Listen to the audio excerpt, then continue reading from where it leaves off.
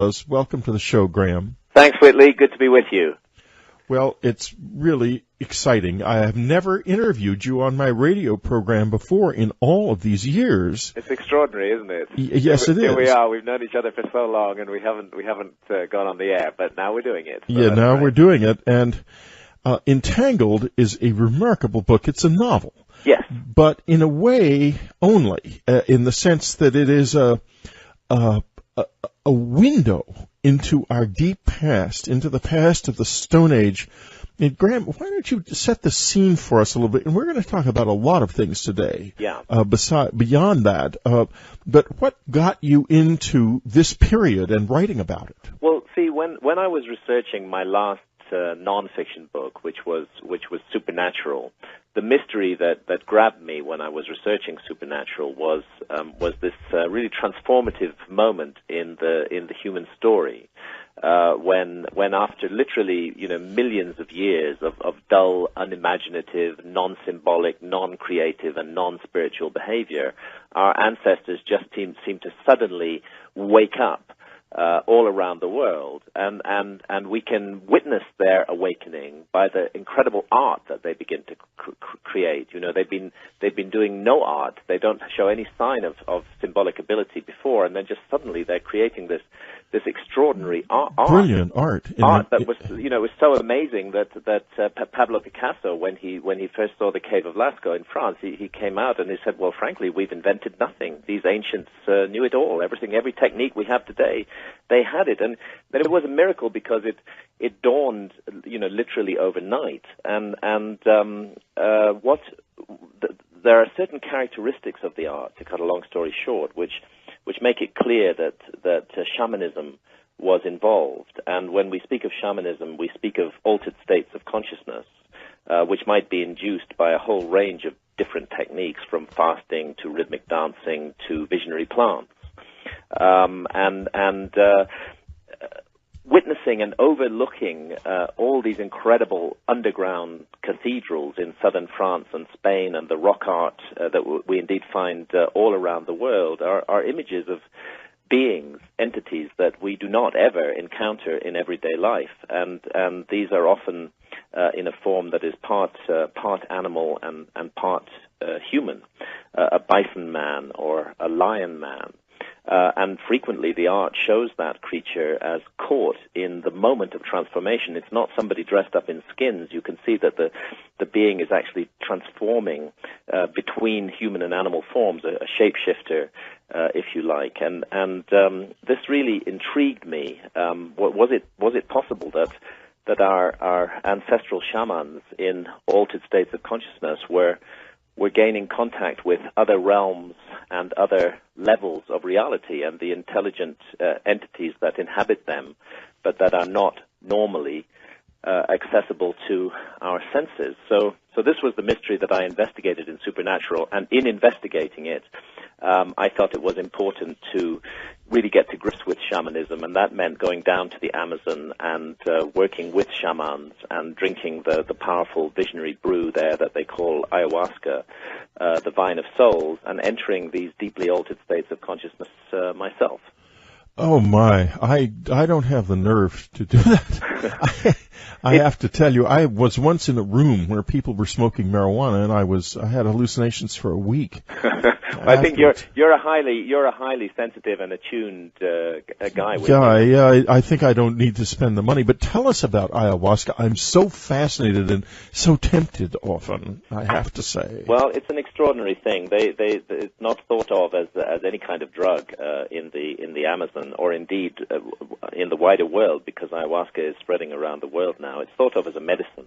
Yeah, well, not everybody is crazy. I mean, this country has got a bug in its ear about these things. That's right. But interestingly, even in this country, thanks to the constitutional protection of freedom of religion, two of the Brazilian syncretic churches, which mix elements of Christianity with elements of traditional shamanism, the Unia de Vegetal and the Santo Daime, have been granted exemptions by the Supreme Court. and allowed to drink ayahuasca, which, by the way, contains dimethyltryptamine, DMT, which is a Schedule 1 drug in the United States. They've been granted exemptions because it's been recognized that drinking ayahuasca is their sacrament, and it is their means to make direct contact with the spirit realm. And this is so in California, and it's so in Oregon, and it's so in New Mexico now. So, this vine from the Amazon jungle is actually reaching out and spreading across the world. And our society has so locked people down into the material reductionist reference frame, and so convinced people that there is nothing more to reality than the material world and our physical bodies. There's no more to us than our physical bodies. This is the conviction of Western science, although it's actually based on no evidence whatsoever. And ayahuasca, by plunging us into seamlessly convincing parallel realms, more real than real, yes. I believe it's helping many people to reconnect with spirit. Well, in 2007, I interviewed Rick Strassman, the author of DMT, the Spirit Molecule. Wonderful book. Yeah, and he said that his discovery was that the people he was experimenting with legally, in other words, he had permission from the FDA to do these experiments. Exactly. Were all entering the same realm. Yes. And he said it's a real place. Yes, exactly. Did you enter it? Yes, definitely. Oh, tell us about it. I'm fascinated. I've also taken DMT in pure form and in the form of ayahuasca, where it's integrated with other elements. Well, there's two elements to these experiences. The ayahuasca experience is more long drawn out than the pure DMT experience, and it involves 3 to 4, sometimes 5 hours of journeying, whereas DMT taken on its own can be a matter of 12 or 14 minutes, and that doesn't give you a lot of time to process the experience. But with ayahuasca, it does, and two aspects of it. One is a kind of personal healing, which may go on across several sessions, where ayahuasca helps you to identify aspects of your character and your behavior that really need some work. And I would call it tough love. I mean, it showed me aspects of my own behavior that were really not helpful to other people and that were causing pain to others. It showed me that in a very stark and absolutely clear manner. I couldn't hide behind any illusions, and this was a great opportunity to me, because I was then able to see myself as I really was, and to do something about, for example, my bad temper, my arrogance, my hastiness, to fix all of that. It's not easy to change a lifetime of bad habits, but No. once you have the insight, at least you have the opportunity, and many have found this aspect of ayahuasca incredibly important in self-healing, and not only in terms of one's behavior, but very often, and I know this sounds really quite mystical, but there's astonishing amount of evidence for this. Ayahuasca brings healing to physical ailments also, quite extraordinary in this effect. I'm not saying it happens every time, but there have been extraordinary cases of remissions from terminal cancer with ayahuasca. And in my case, enormously helpful in dealing with a lifetime of severe migraine headaches, which have been greatly reduced since I worked with ayahuasca. But then Wow. it's really quite an extraordinary thing. And what we have to remember is that shamans in the Amazon have been working with this brew. It is a foul-tasting brew. One should not imagine that it's anybody would do this for kicks. And there are some side effects, vomiting and diarrhea, which you have to deal with. But shamans have been working with this brew for thousands and thousands of years, and what they tell us, and I believe we should listen to what they say, is that an intelligent being lies behind the brew, and that she uses the brew to make contact with human consciousness, and that she is all love, that her business is the planet, and the great jungles and oceans and prairies of our planet, that she is the keeping spirit, the mother goddess of our planet, in a sense, and that part of her mission is to reach out to human beings, to this this powerful and misguided species called humanity that lives on planet Earth, and Yes. and teach us to fulfill our responsibilities and to recognize the divine part of ourselves, and she does that, and she's done that for many people who I know, and shamans are very conscious of this, and they're also very clear that this entity is female. Interesting. It's as if it's the planet itself. Yes, and then you're seeing what is reflected in Entangled, by the way, which vividly, I mean very vividly, folks, evokes this world of the distant past, and it's about what was actually happening then, as Graham has come to understand it. And, you know, I always get these people who say, I only read nonfiction. This is different. It's like the books I've been writing that are fiction, but with something behind it. It's not entirely imaginary. It's a very carefully imagined piece, and you get an incredible visionary look into this world, Graham. I thought I couldn't believe you could write such a marvelous novel. Well, thank you, Whitley. Yeah, thank you for that. And I have to tell you that I didn't know I could write a novel either. This was a gift to me from Mother Ayahuasca. After I finished that last nonfiction book, Supernatural, I felt an inner voice really told me that it was time for me to change direction. I had been working for more than 20 years on issues of lost civilizations and the possibility of a great forgotten episode in human history. I'd branched into shamanism and altered states of consciousness in Supernatural, but I was still putting up the same massive architecture of facts and footnotes, writing perhaps defensively to make sure that academics couldn't find a little gap in the armor of the argument to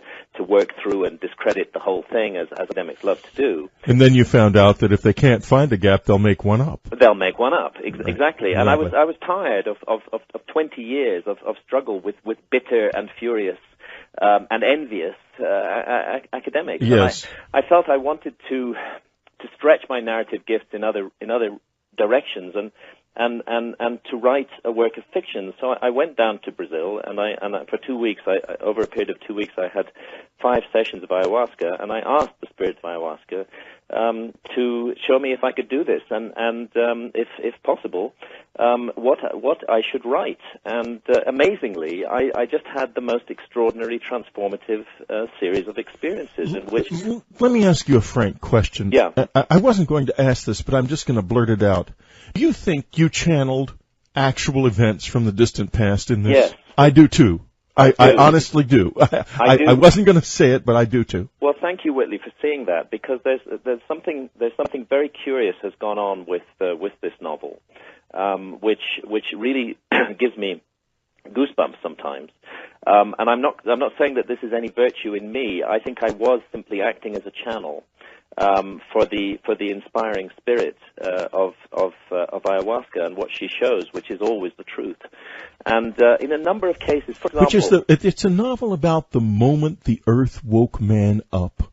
Really, yes. Basically. Yes, it's a novel about good and evil. Yeah, exactly. And it's a novel about time, and about how time may be very different, because my 2 principal characters, one of them lives 24,000 years ago in the Stone Age, and she's a young woman named Rhea. Right. And the other character is also a young woman named Leonie, who lives in 21st century Los Angeles. Right. And I had the feeling that it was you and someone from the past. In other words, that you are Leonie in a sense. In a sense. Yeah. But let me We're tell going you, to, speaking of sense, we're going to make some sense right now in a different way, because we're taking a little break, and we'll be right back with Graham Hancock. Subscribers, at the end of this month, we're going to be moving to a new version of UnknownCountry.com with lots of new features and interesting new ways of looking at what we have. We found by polling you that most of you are not really aware of just how deep the subscriber section of Unknown Country goes, but you'll be able to find everything that's there very easily in the new system. We're very excited about it, and of course, If you have questions about it and difficulty, write subscribers@unknowncountry.com and you will get an immediate response from our subscriber section. Please do not attempt to phone them, because most of the problems that are connected with use of a website like this involve links, and you can't very well repeat links over a telephone. So do write subscribers@unknowncountry.com if you have trouble, and I don't think you will. It's going to be a very smooth transition. The site will be down for a few days during the transition. You'll see that listed on the page. And we're excited. We're going to be the best of our kind and the biggest of our kind as soon as we finish this transition. Also, subscribers, we're offering a special discount on the 2011 Crop Circle calendar for our subscribers. The discount coupon code is CCSUB3. That's CCSUB3. And it gets you $4 off the list price. And remember, our shipping charges are much, much lower, more than 50% off what they used to be. So you can go to the unknowncountry.com store and get your calendar right away. We're talking to Graham Hancock, his new book, Entangled, one of the great thinkers and authors of our time. And Graham, go right ahead. If you can pick up your thought. Yes. Good. Go right ahead. So the essential elements of the plot that were given to me in a series of ayahuasca visions in Brazil were two young women. One who I call Ria, who lived 24,000 years ago in the Stone Age. One who I call Leonie, who's an American who lives in modern Los Angeles in the 21st century. And both of these young women are deeply interconnected. Time, as we understand it, is an illusion. It is not a straight line. It's not an arrow from past to present to future. Different epochs and cycles of time are all bound together and cross one another and intersect. And once we leave the confines of the physical body, it becomes possible to travel not only in space but also in time. So the vehicle that I used to bring these two young women into contact with one another, and their connection is absolutely vital, because they must join forces to do battle with a demon who travels through time and who is seeking to destroy all that is wonderful and good in humanity.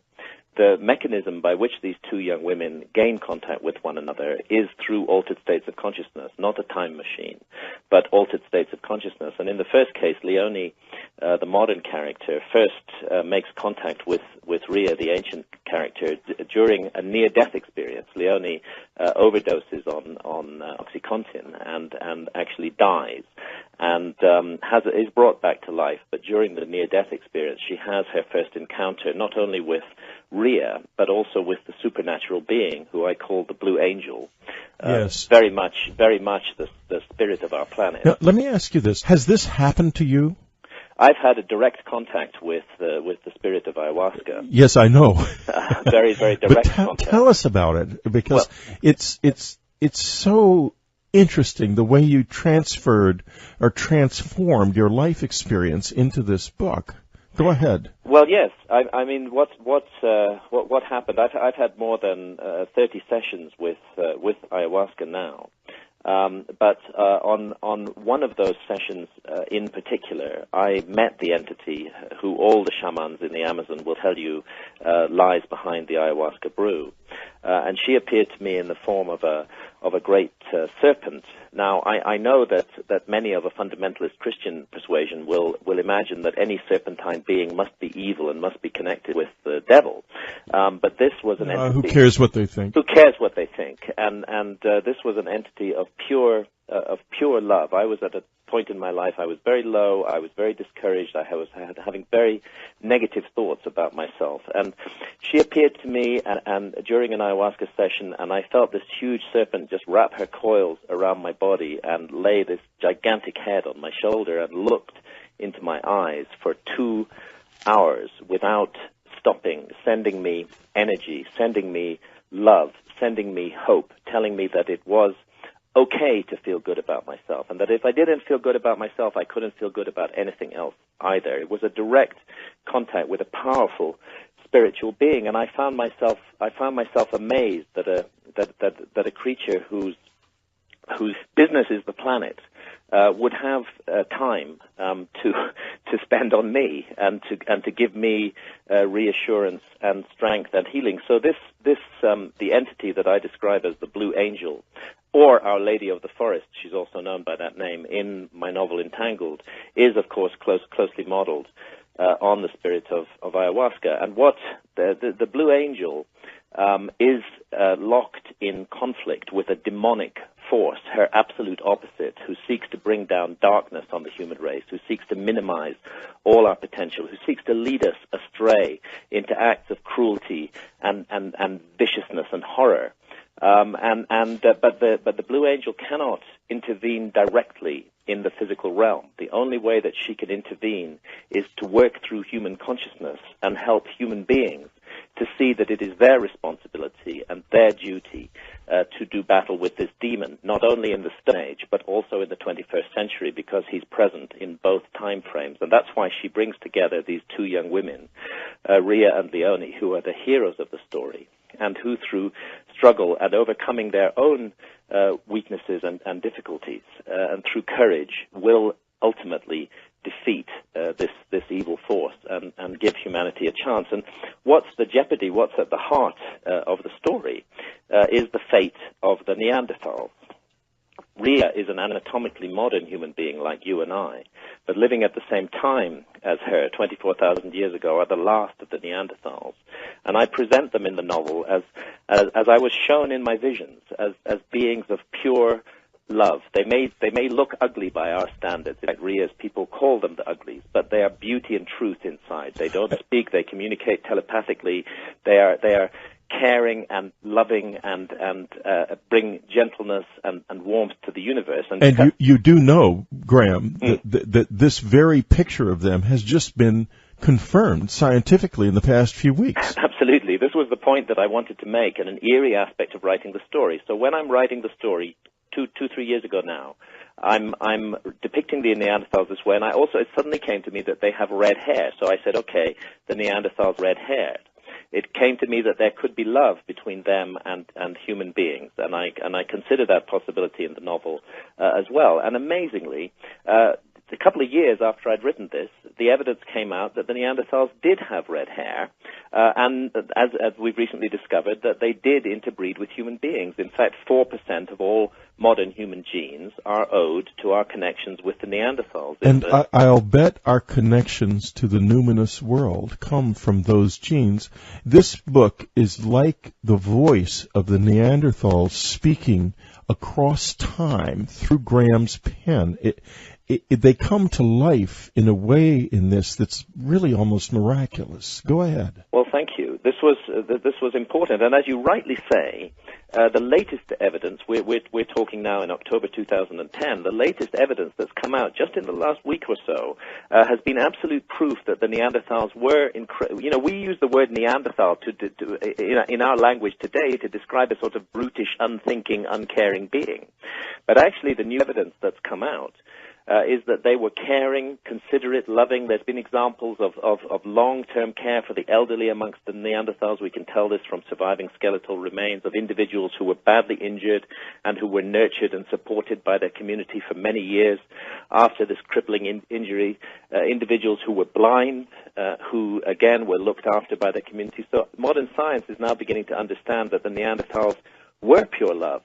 And oddly, this was what I was gifted to tell in my novel before this information ever came out. And that's why I think you're right. In this download, I downloaded truth. And the jeopardy is, we know the Neanderthals became extinct. But the demonic force, who I call Sulpa in the Stone Age, who's seeking to take a human body in the 21st century, the psychic energy that he needs for that, he will derive by persuading human beings, anatomically modern human beings like Rhea, by persuading them to exterminate the Neanderthals. And Rhea's role in this story is to stop him. She has to stop this demon from doing that. Whatever happens, however the Neanderthals become extinct, it must not be because modern humans like you and I, anatomically modern humans, wipe them out. There must be some other reason. And again, we get into a whole different view of what time is. which is another area that this novel has connected with the latest science, because new quantum physics is suggesting that influences in time may not only flow forward but also back. We're going to take another very brief break, and when we come back, we're going to ask Graham what his understanding of these demons are, because they have played a pretty big role in our lives and our world, but not apparently in that of the Neanderthals. Why? We'll be right back. We're talking to Graham Hancock, his incredible new book, Entangled. Don't miss it.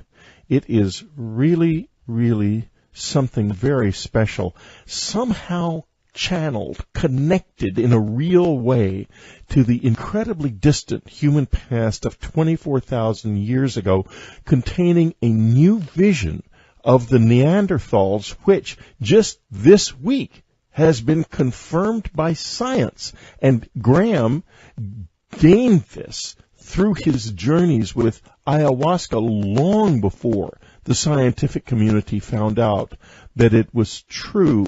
And in the book, there is a demonic presence that seeks to get the Cro-Magnons, the modern version of man, to exterminate the Neanderthals. And Graham, can you tell us a little more about your impression of what this is? Because it's real. It's real. I believe, as shamans do all around the world, that we are interconnected with other realms and dimensions, whether we like it or not. We may not see them, we may not be aware of them with our physical senses, although some of us are more sensitive than others. But interpenetrating our world and influencing it all the time are entities of spirit.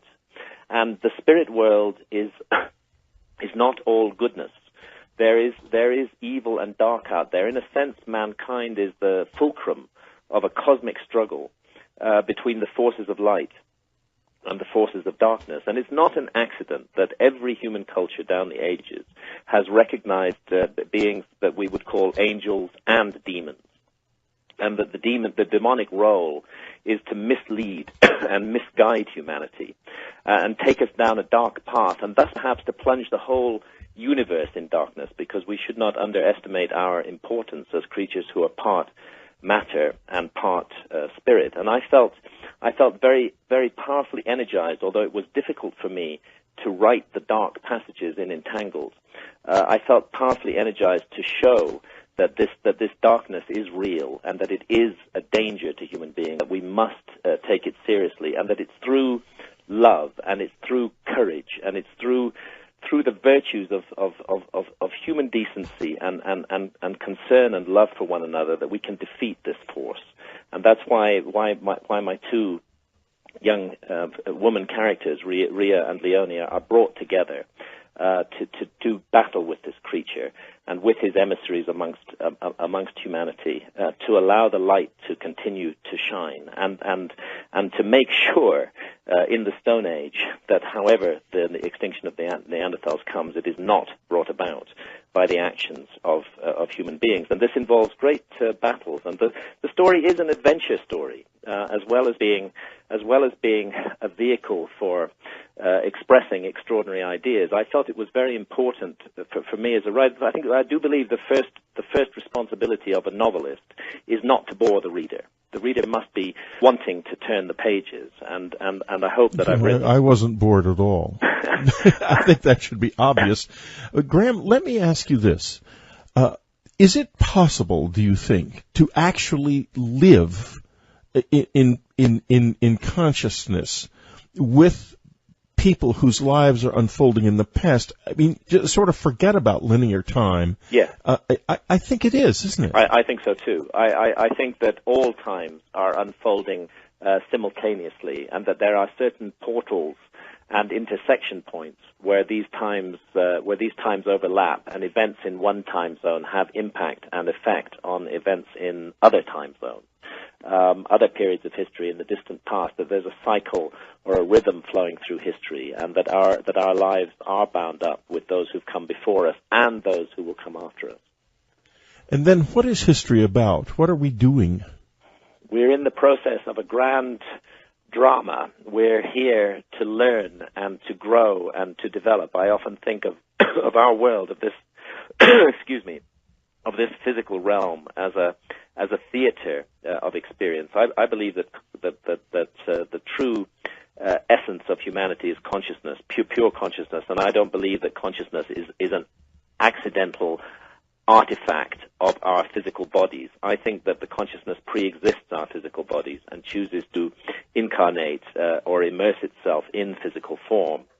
And in order to learn, because in this realm, in this physical realm, we have jeopardy that may not be present in non-physical realms, but ultimately non-physical energy, non-physical consciousness is the essence of existence in my view, and the physical form is a learning experience. We're here to learn and grow and develop, and there are some forces out there, the demons, the darkness, who seek to stop that and to prevent the evolution of the human spirit, to prevent the perfection of the soul. Are they there to harm us or to make us stronger? Well, both. That's an interesting question, because through resisting the forces of evil, and you know, one point that I make in this novel is that evil can't always be defeated, but it can always be resisted. That's a choice. That's a choice, and through making choices, we define ourselves as beings. And if there were no choice, if everything was pure sweetness and light with no dark side, then perhaps we wouldn't learn and grow and develop as much as we should. And another point to make is that ultimately to defeat the dark purpose of these entities, we also need to extend some kind of love to them. To extend some kind of love to them, how would we go about doing that? Very difficult. Yeah. Very, very, very difficult to do, but love is the force that conquers all. I do believe that. That's what's missing in the world today. That's why the world has become so dark. That's why it's possible to sense, without any doubt, demonic forces at work in the 21st century. Oh, yes. And in the 20th, my God. And the 20th century, a century of utter horror, unparalleled in the whole history of the globe. In the whole history of mankind. And now you have, in the U.S., people running for Congress who dress up as SS officers. Extraordinary. Horrifying really beyond belief. We always have this choice, and I think it's important for people to realize that that's the one area where all of us as individuals have power. We have power over the choices we make. We better make sure that those choices are for the light, not for the darkness. And an inner voice tells us what we're doing every time we make a choice. We may ignore that voice, but we know whether an action, a word, a gesture was for the light or for the darkness. We all know it. We all know the truth all the time, but sometimes at our peril we ignore it. You know, I knew a woman who was a Kabbalist, a very advanced Kabbalist in Poland before World War II, and she said that they had made extraordinary strides in coming into physical contact with the light side and the good, and they ignored the darkness and pushed it away and even pretended that it didn't exist. Yes. And then, as a result, it simply rose up behind them all of a sudden and came bounding into the country in the form of these Nazis in black uniforms with death's head skulls. Yeah, who were the true incarnation of darkness in the 20th century. True incarnation of darkness. And she said it killed everybody. She was very lucky to escape with her life. She ended up escaping across Russia and Mongolia and ended up in Singapore when the Japanese invaded. She really had. When you fight the dark, you're fighting for your life. Now, what should they have done with the darkness? She didn't ever explain that to me, but there must have been something they could have done. Well, sometimes when the darkness takes human form and misleads millions of human beings with all their skills and ingenuity to become an agent of misery and vicious cruelty in the world, sometimes the only thing you can do is fight back. Sometimes it's not enough simply to lie down in the path of the darkness.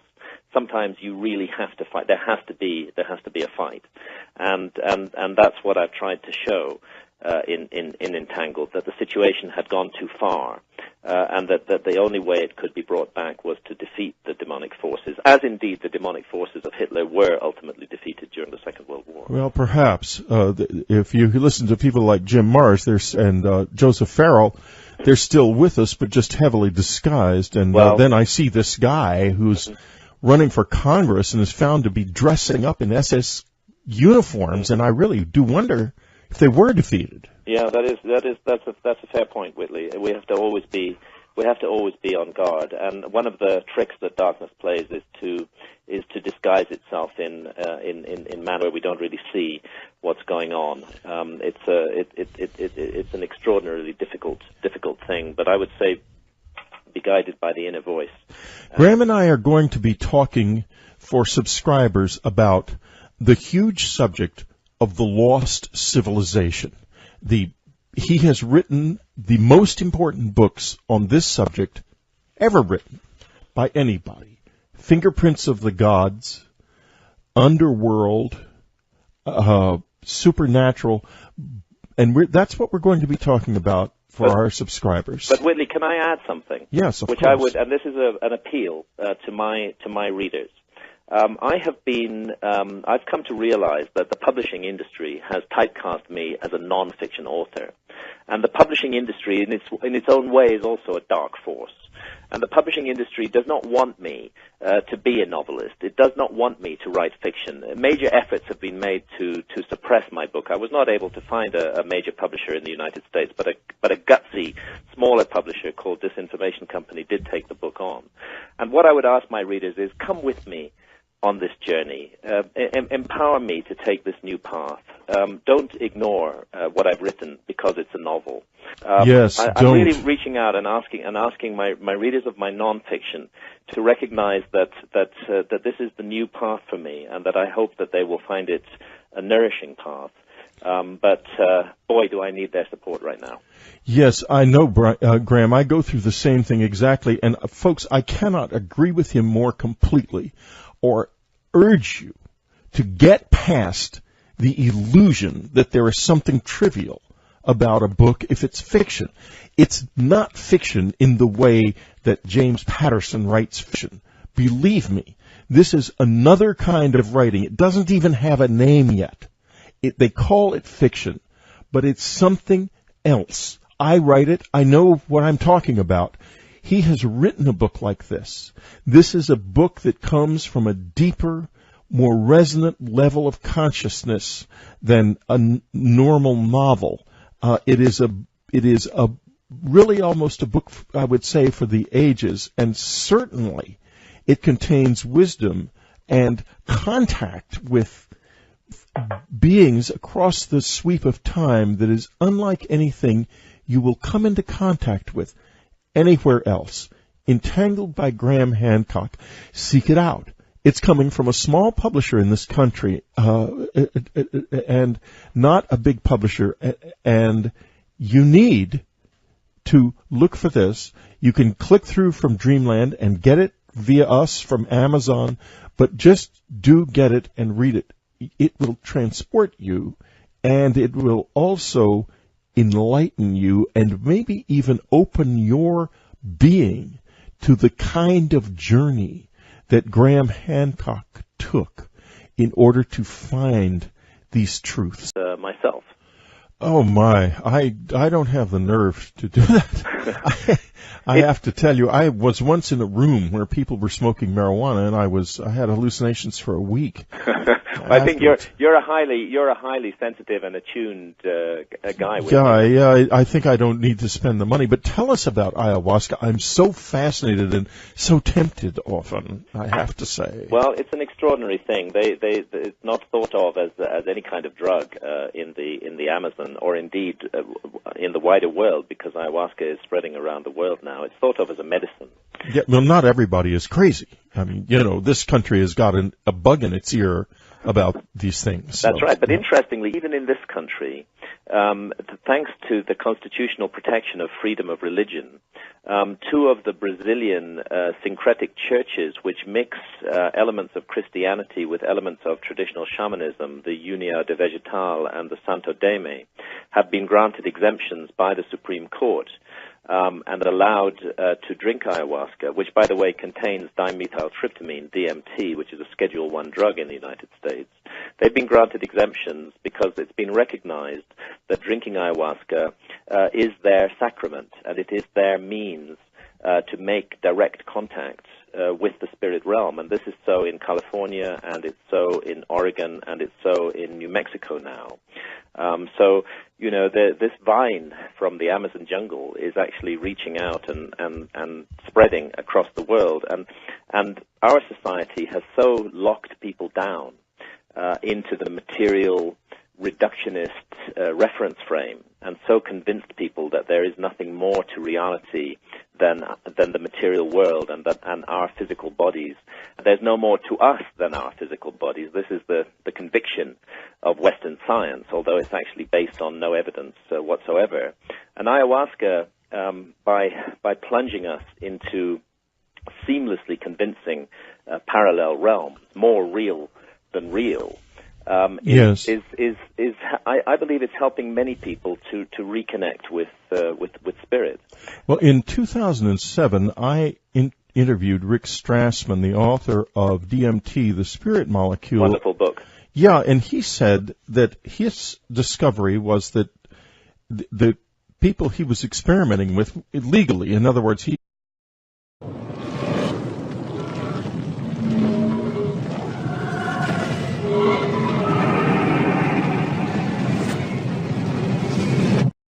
Welcome to the show, Graham. Thanks, Whitley. Good to be with you.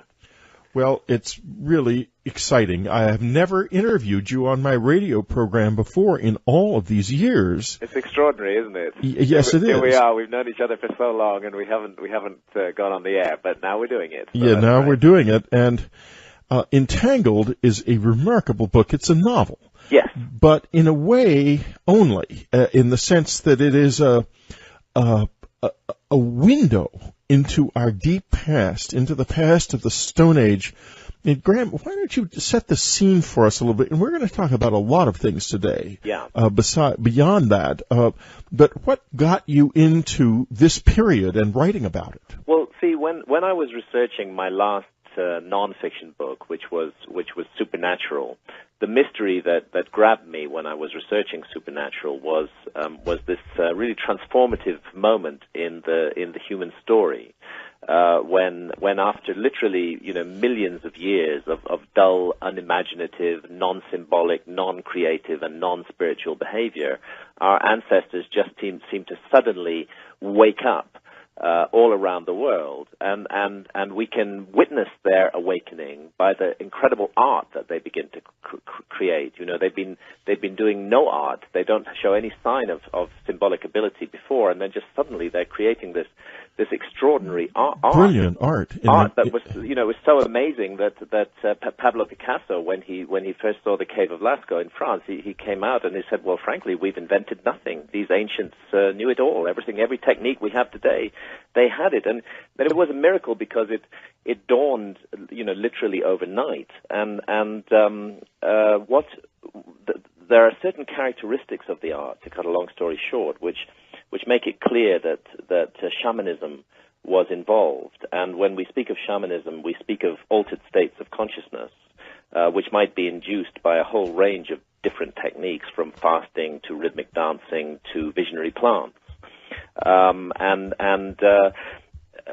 Witnessing and overlooking all these incredible underground cathedrals in southern France and Spain, and the rock art that we indeed find all around the world are images of beings, entities that we do not ever encounter in everyday life, and these are often in a form that is part animal and part human, a bison man or a lion man.